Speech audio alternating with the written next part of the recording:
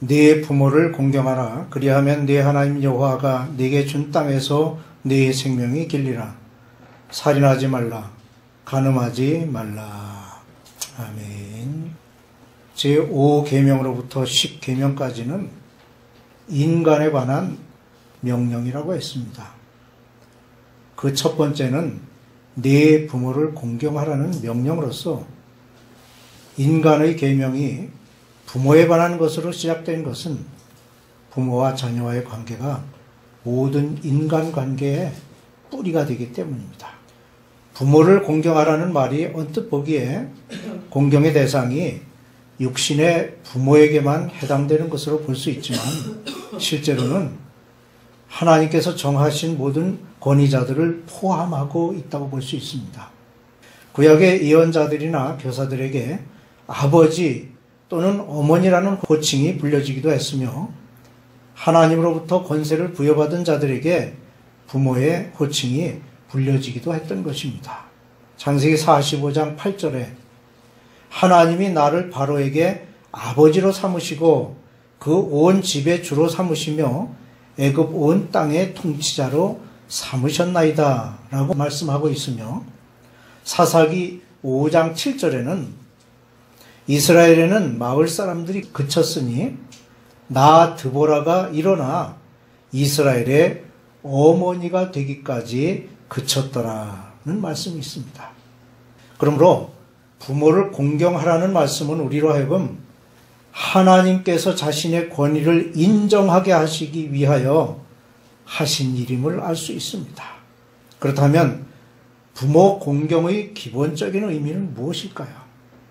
그것은 한마디로 부모를 존귀히 여기는 것으로 부모의 권위는 그들이 이룩한 업적이 있고 없고 상관없이 또는 부모의 인격에 관계없이 부모가 가지고 있는 본래적 존귀함에 의한 것입니다. 그런 의미에서 포도주에 취하여 하의를 벗고 잠이 든 노아의 실수에도 불구하고 부모를 조롱하고 업신여긴 둘째 아들 함의 행위가 용서받지 못했고 모세 시대에는 아버지나 어머니를 저주하는 자를 사형에 처하도록 했던 것입니다. 반면에 부모를 성실히 공경하는 자에게는 땅에서 오래 사는 장수의 축복을 약속하셨습니다. 이 장수의 축복은 복을 누리며 잘 되는 물질적인 축복까지를 포함하고 있습니다. 다만 부모들이 이 계명을 위하여 자녀들에게 할 수 있는 일은 하나님의 영광과 하나님이 행하시는 일들을 자녀들에게 가르치고 지키게 하는 것입니다. 자녀들에게 있어서 부모를 공경하는 일은 절대적으로 행해야 하는 일입니다. 부모를 공경하기 위해서는 먼저 부모의 명령을 합당한 말씀으로 받아들여 그 말씀에 순종함으로 부모를 공경해야 합니다. 이렇듯 그 말씀을 순종함으로 공경해야 합니다. 그리고 부모님께 심혈을 기울여 할 수 있는 일을 최선을 다해 행해야 합니다. 왜냐하면 자녀를 위한 부모의 수고는, 희생은 그의 일생이 다하는 날까지 계속되기 때문입니다. 반면에 자식이 부모를 공경할 수 있는 시간은 절반밖에 되지 않습니다. 그러기에 이 짧은 시간에 부모님을 위하는 일에 최선을 다해야 하는 것입니다. 하나님은 제1계명부터 제5계명까지를 통하여 하나님께서 어떻게 자신의 영광을 보존하시는지를 보여주십니다. 이제 나머지 5개의 계명은 하나님께서 어떻게 인간 사회의 번영과 복지를 베풀어 주셨는지를 보여주는 것입니다. 제6계명은 살인하지 말라입니다. 살인을 의미하는 히브리어 리차흐는 계획적인 살인을 뜻하는 말인데 이것은 단순한 살인을 말하는 것이 아니라 부주의나 방종으로부터 오는 증오와 원한까지를 포함하는 포괄적인 의미를 말합니다. 한편 사람을 죽이는 모든 살인 행위가 다 살인죄에 해당하지는 않습니다. 예를 들면 재판관이 사형 언도를 내린 것은 합법적인 권한을 부여받았고 사회의 질서를 유지하기 위함이기에 재판관의 살인 온도는 살인죄가 아닌 것입니다. 또한 전쟁터에서 적군과 싸워 피를 흘리는 것 역시 침략자로부터 국민들의 생명을 지키기 위해 수행한 일이기에 살인죄에 해당하지 않는 것입니다. 하나님께서도 이런 사람들을 위하여 도피성 제도를 마련해 주셨습니다. 하지만 자기살인, 즉 자살 행위는 분명한 살인죄에 해당합니다. 왜냐하면 자살은 자신의 육신과 함께 영혼을 파멸시키는 끔찍한 범죄이기 때문입니다. 그 밖에도 공범이나 살인을 청탁한 자, 빌라도처럼 살인에 동의한 자 또는 형제를 미워한 자는 살인죄에서 제외되지 못합니다. 생명의 주권은 오직 하나님께만 있습니다. 그런데 현대인의 완악함은 집단살인, 안락사, 임신, 중절 등을 서슴지 않고 행하고 있어서 인간의 생존권을 하나님에게서 인간에게로 끌어내리는 사악함을 보이고 있는 것입니다.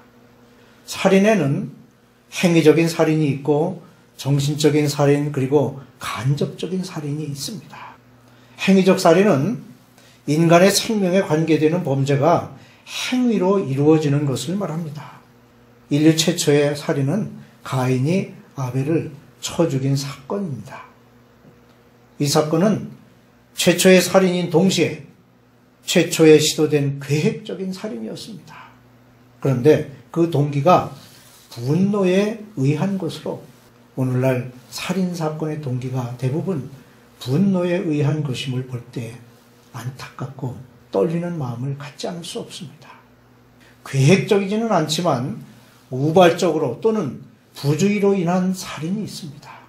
서로 다른 의견의 언쟁으로 말미암아 우발적으로 살인이 저질러지는 경우가 있는가 하면 자신의 부주의로 인하여 이웃에게 생명에 위해를 입히는 경우가 있습니다. 그러므로 부주의와 태만으로 과실치사의 결과를 만들지 않도록 우리는 조심해야 할 것입니다. 살인에는 정신적인 살인이 있습니다.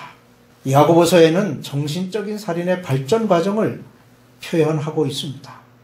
1장 15절에 욕심이 잉태한 즉 죄를 낳고 죄가 장성한 즉 사망을 낳느니라고 기록하고 있습니다.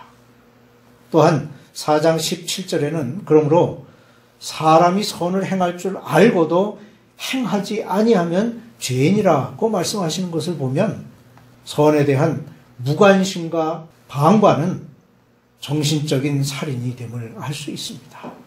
그러므로 우리의 선한 행위가 범죄를 막을 수 있음에도 불구하고 최선의 노력을 기울이지 않았다면 그것이 정신적인 살인이라 할 수 있습니다. 이외에도 간접적인 살인이 있습니다. 8번째 계명에 들어있는 살인이라는 말 속에 생명의 소중함과 순결함을 발견할 수 있습니다.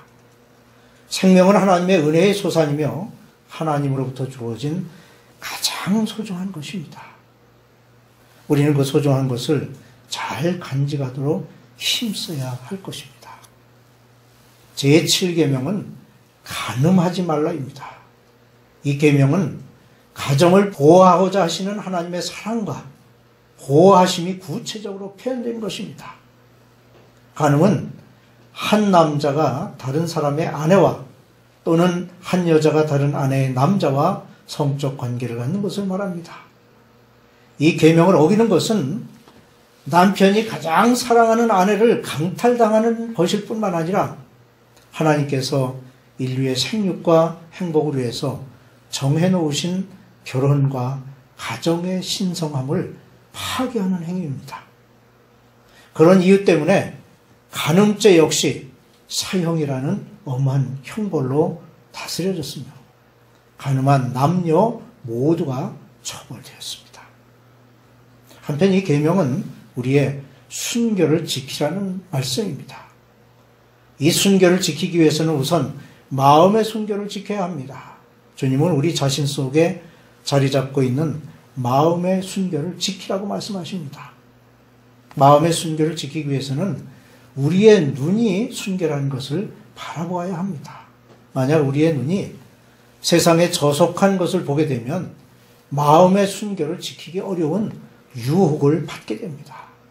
그러므로 보는 것도 선별하여 볼 줄 알아야 합니다. 다음으로 언어의 순결함을 지켜야 합니다. 우리는 마음에서 우러나오는 말에 대한 순결을 항상 지켜야 합니다. 만약 말의 순결을 지키지 못하면 말로써 다른 사람을 죄에 빠지게 하는 결과를 초래하게 됩니다.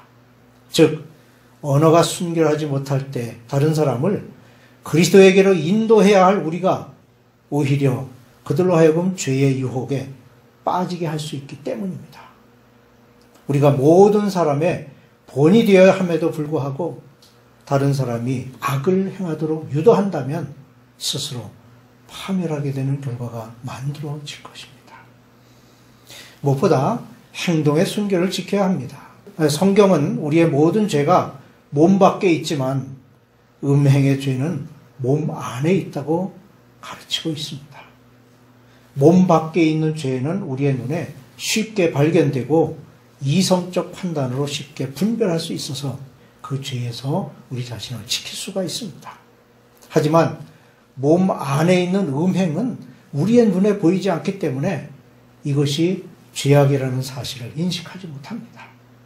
그러므로 우리는 이러한 음행의 죄로부터 자신을 지키기 위해서 신앙의 눈을 가지고 항상 자신의 심령과 육체를 돌아보는 신앙이 필요합니다.